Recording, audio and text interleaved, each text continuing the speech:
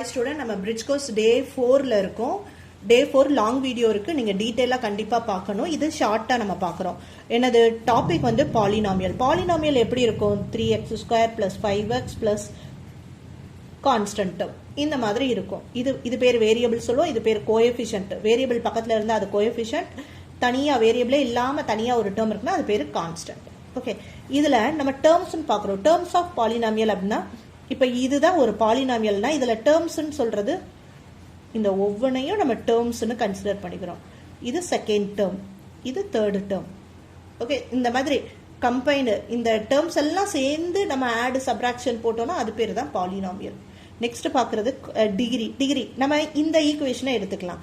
இந்த பாலினாமியல்ல which is the degree நம்ம என்ன பார்க்கணும்னா பவர், ஹையஸ்ட் பவர் தான் டிகிரி.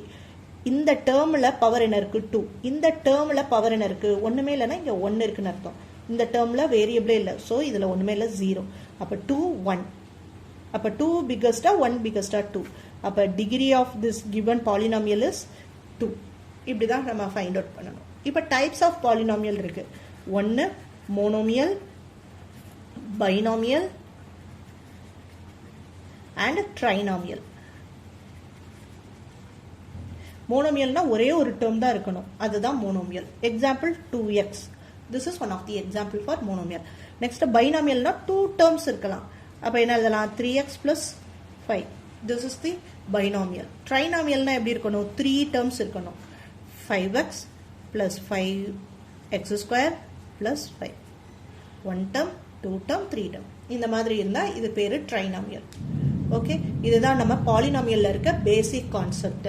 இன்னும் நம்ம அப்கமிங் வீடியோஸ்ல நிறைய கான்செப்ட் பார்க்க போறோம். இதெல்லாம் உங்களுக்கு பிடிக்குதுன்னு நினைக்கிறீங்கன்னா கண்டிப்பா சப்ஸ்கிரைப் பண்ணி ஃபாலோ பண்ணிக்கோங்க. யூஸ்ஃபுல்லா இருக்கும். தேங்க்யூ.